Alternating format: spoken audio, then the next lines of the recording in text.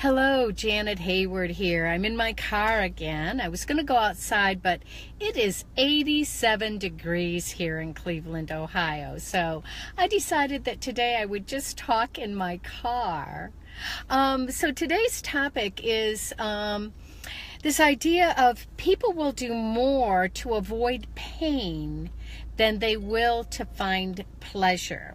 So this is not only something that marketers know, but it's also something that if you are trying to change a habit, is good to know. So I wanted to talk a little bit on this, and I think that I will go ahead and use overweight as an example, just because it's simple, not because it is any bigger of a deal than anything else, but mostly just because it's simple. So the idea that we will avoid pain. So many of us want to lose weight, but we don't. Now, we're not stupid. We know the rules. We know what you need to do. We know you need to use more calories than you consume. It's not rocket science. So why don't we do it? We know that, what we need to do. So the idea, though, is that in our minds, it can be that losing weight sounds painful, sounds uncomfortable. How many of you have gone on diets and, you had to starve yourself, or it felt like you had to starve yourself? I know I've done it, and I was so hungry. Even the word diet starts with the word die. So, the idea of losing weight, we can have it in our head that will be a very painful experience, because we'll have to starve ourselves. We'll be hungry all the time. We won't be able to have the foods. Sorry, I'm going to adjust my camera a little bit. We won't be able to have the foods that we enjoy eating. We'll have to do something special. We'll have to avoid fun events. We've just got all of these things in our mind about how painful it will be to lose weight.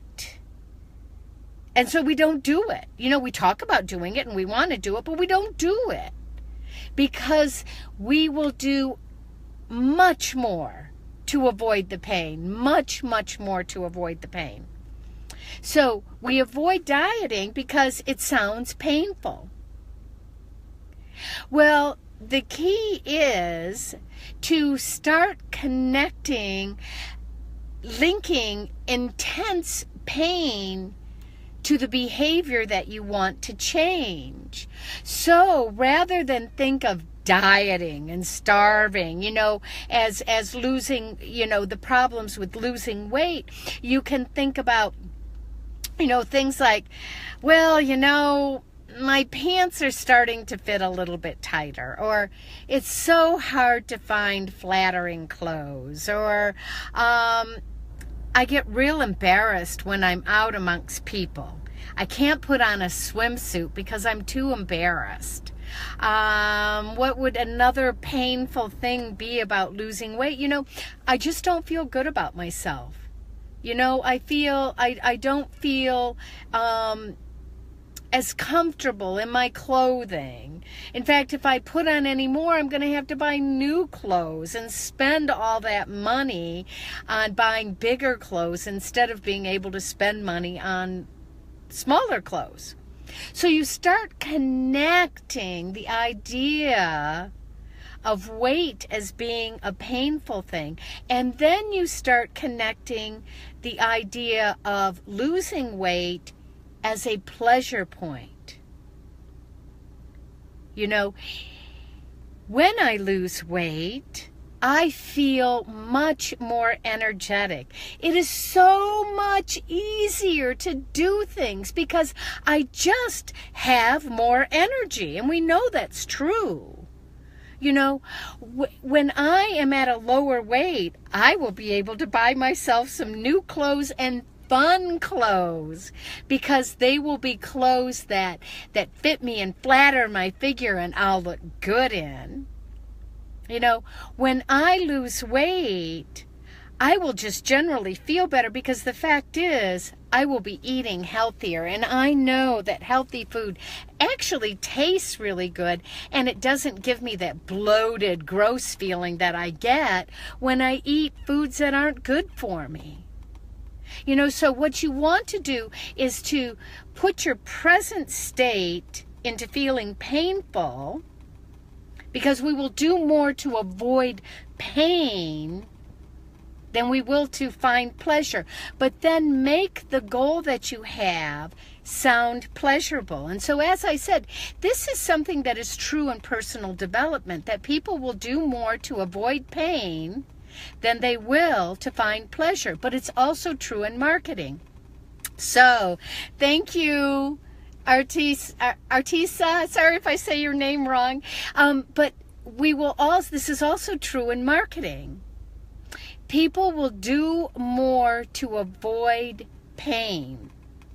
So as we're learning to communicate with people and interact with people, we get to know them. We get to build a bond with them, and we find out what are the pain points in their life. Why is it that they want to grow a business? Or why is it, what is it in their life that may attract them to our products, whatever it is. And we find those pain points and we help them start to bring it up in the conversation. So we don't point it out to them, but we may ask questions that will help them to define the life that they want, so that it helps them to compare it to the life they have. And therefore the life they have begins to feel painful, and the life they want begins to feel like pleasure. So then they want that pleasure more than they want the pain that they're presently in. And that can give us the opening to then introduce our product, whatever it is. I mean, the fact is, if our product is not a good fit for their pain and pleasure points, then we can guide them to somebody that has a product that is. So we never get a customer in trying to force them into our product or our service just because we want another sale. We always are seeking to do service for others. But the fact is, we would not have connected with this person, or we would not have built a relationship if we tend to attract people in our life that are going to be wanting the things that we are offering.